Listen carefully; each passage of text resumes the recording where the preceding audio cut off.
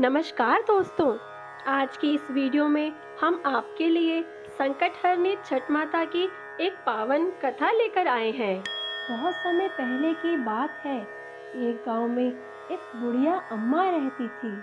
उनका एक बेटा और एक बहू थी।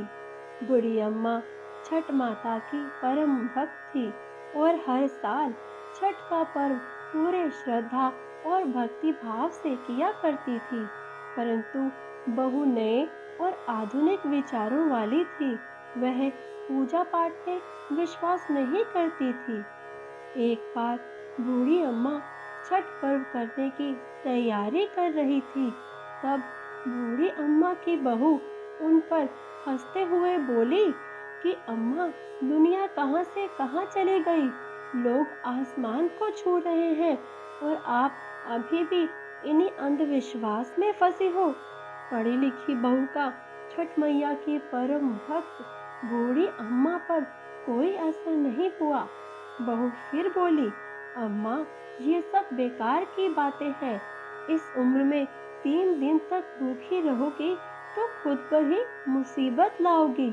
ना जाने क्यों लोग भूखे प्यासे खुद को सताते हैं। नई बहू की बातें सुनकर बूढ़ी अम्मा मुस्कुराई और बोली कि बेटा, छठ मैया की महिमा तो अपरंपार है। शादी के बाद मेरी कोई संतान नहीं हो रही थी। तब मैंने छठ मैया के इसी पावन व्रत को किया और छठ मैया ने मेरी पुकार सुनी। तेरा ये पति भी मुझे छठ मैया का ही प्रसाद है। तू भी इस वर्ष पूरे भक्ति भाव से इस व्रत को कर। माता तेरी भी पुकार जरूर सुनेंगे और तेरी गोद भी हरी हो जाएगी। बूढ़ी अम्मा अपनी बहू को छठ माता की महिमा बताते हुए छठ माता की पौराणिक कथा सुनाती है। अम्मा बोली, बहुत समय पहले की बात है। प्रियव्रत नाम के एक प्रसिद्ध राजा थे। वो बहुत ही सदाचारी और धार्मिक प्रवृत्ति के थे। उनकी पत्नी का नाम मालिनी था। विवाह के कई वर्षों बाद भी जब उनकी कोई संतान नहीं हुई, तब ऋषि कश्यप ने उन्हें पुत्रेष्टि यज्ञ करने की सलाह दी। राजा प्रियव्रत ने पूरे विधि विधान के साथ पुत्रेष्टि यज्ञ का अनुष्ठान किया। पुत्रेष्टि यज्ञ के प्रभाव से रानी मालिनी ने स्वर्ण के समान सुंदर पुत्र को जन्म दिया, परंतु वह पुत्र मरा हुआ पैदा हुआ। राजा प्रियव्रत उस मृत बालक को लेकर शमशान में गए। वहां पर वे अपने पुत्र को छाती से चिपकाकर बिलक बिलक कर रोने लगे। इतने में वहां पर एक दिव्य विमान दिखाई दिया। वह विमान अमूल्य रत्नों से सुसज्जित था। उस विमान पर बैठी हुई मन को मोह लेने वाली एक परम सुंदरी को राजा ने देखा। उन्हें देखकर राजा ने पुत्र को भूमि पर रख दिया और आदर के साथ देवी की स्तुति की। वह देवी स्कंद भगवान की प्रिय पत्नी देवी षष्ठी थी। उनका शांत विग्रह ग्रीष्मकालीन सूर्य के समान चमक रहा था। उन्हें प्रसन्न देखकर राजा ने पूछा कि हे देवी, तुम कौन हो। राजा प्रियव्रत की बात सुनकर देवी बोली कि हे राजन, भगवती मूल प्रकृति के छठे अंश से उत्पन्न हुई मैं देवी षष्ठी हूँ और इस संसार में छठ माता के नाम से प्रसिद्ध हूँ। इस प्रकार वह देवी ने बालक को उठा लिया और अपने प्रभाव से उसे पुनर्जीवित कर दिया। जब राजा ने देखा कि वह स्वर्ण के समान सुंदर प्रभाव वाला बालक हंस रहा है, अभी राजा उस बालक की ओर देख ही रहे थे कि छठ माता उस बालक को लेकर आकाश मार्ग से जाने लगी। यह देखकर राजा के कंठ, होठ और तालु सूखने लगे। उन्होंने माता की स्तुति की। तब प्रसन्न हुई माता ने कहा कि तुम सर्वत्र प्रकृति यानी सूर्य, उषा, जल तथा वायु की पूजा कराओ और स्वयं भी करो। प्रकृति की आराधना से तुम और समस्त संसार वर्ष भर सुखी, स्वस्थ और निरोगी रहोगे और दीर्घायु को प्राप्त होगे। तब राजा रेवत ने सूर्य, उषा, जल, वायु तथा छठ माता का उपवास किया और पूजा की, जिससे प्रसन्न होकर छठ माता ने राजा को उनका पुत्र दे दिया। बूढ़ी अम्मा बोली कि बेटा, छठ मैया की महिमा तो ऐसी है कि स्वयं भगवान श्री राम और माता सीता ने भी छठ का व्रत कर भगवान सूर्यदेव को प्रसन्न किया था। महाभारत काल में शूरवीर कर्ण भी भगवान सूर्य को प्रसन्न करने के लिए घंटों कमर तक पानी में खड़ा होकर सूर्य को अर्घ्य देते थे। मगर नए युग की नई सोच वाली बहू किसी का कहाँ सुनने वाली थी। बोली कि अम्मा, ये सब मन गढ़ंत कहानियां हैं, मैं तो कोई पूजा पाठ नहीं करने वाली। बोली, मुझे क्या दुख है अम्मा, सुंदर पति मिला है, जीवन में हर सुख मिला है, आलीशान घर है, दिन रात मस्त रहती हूँ, पूरे गांव में मुझ जैसा धनवान कोई भी नहीं है। अम्मा, इस दुनिया में केवल कर्म प्रधान है, बाकी सब बेकार की बातें हैं। बूढ़ी अम्मा के लाख समझाने के बाद भी बहू पर कोई असर ना हुआ। वो नास्तिक थी।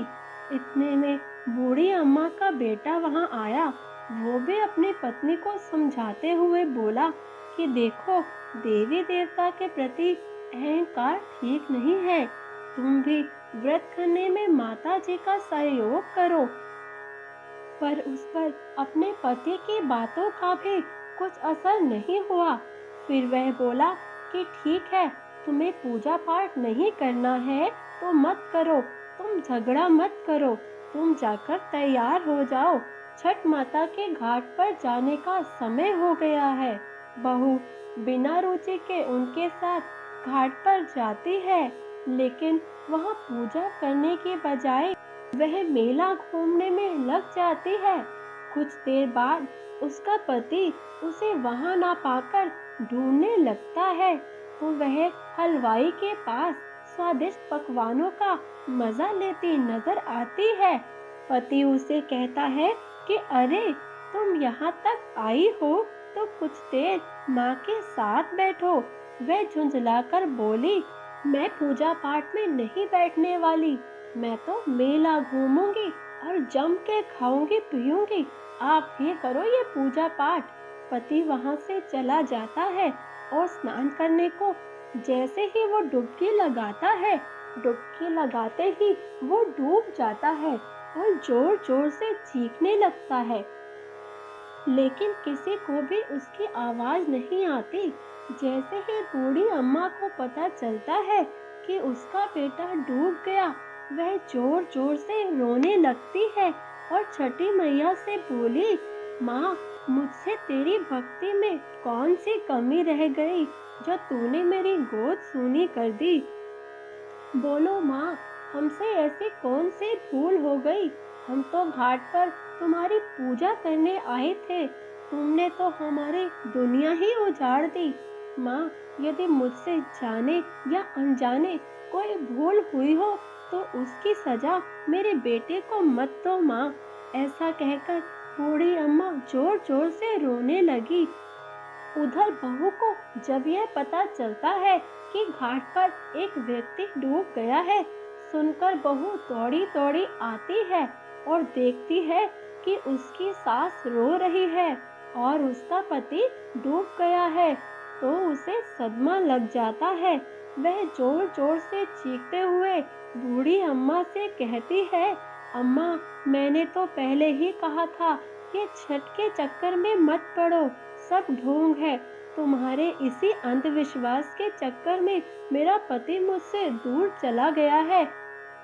इस दृश्य को देखकर घाट पे खड़े सब लोगों की सांसें थम जाती हैं और वो मन ही मन छठ माता से प्रार्थना करते हैं कि हे माँ, बूढ़ी अम्मा की पुकार सुन लो। छठ मैया तो है ही दयालु।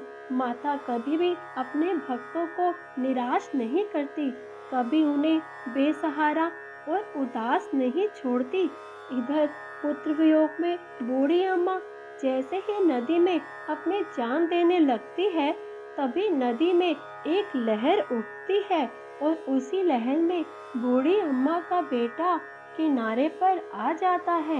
यह देखकर घाट पे खड़े सभी लोगों की आंखें खुले की खुली रह जाती हैं। बूढ़ी अम्मा खुशी से रोने लगती है और उसकी बहू भी खुशी के आंसुओं को रोक नहीं पाती। इतने में तेज गर्जना के साथ आकाशवाणी होती है और छठ मैया प्रकट होती है। वे कहती हैं, मैं कभी भी अपने बच्चों का अहित नहीं करती। मैंने तुम्हारी आंखों से अज्ञान का पर्दा हटाने के लिए तुम्हारे पति को पानी में डुबोया था। मैं सदैव अपने भक्तों की रक्षा करती हूँ। इस कलयुग में जो भी भक्त मेरी पूजा करता है उसकी मनोकामना पूर्ण करती हूँ। यह कहकर छठ मैया अंतर्ध्यान हो जाती है और पूरा घाट छठ माता के जयकारों से गूंजने लगता है। दोस्तों, हम आशा करते हैं कि आपको हमारी ये कहानी अच्छी लगी होगी। आप इसे ज़्यादा से ज़्यादा लाइक करें और शेयर करें। साथ ही हमारे YouTube चैनल को भी सब्सक्राइब करें। छठ माता की कृपा आप पर और आपके परिवार पर सदैव बनी।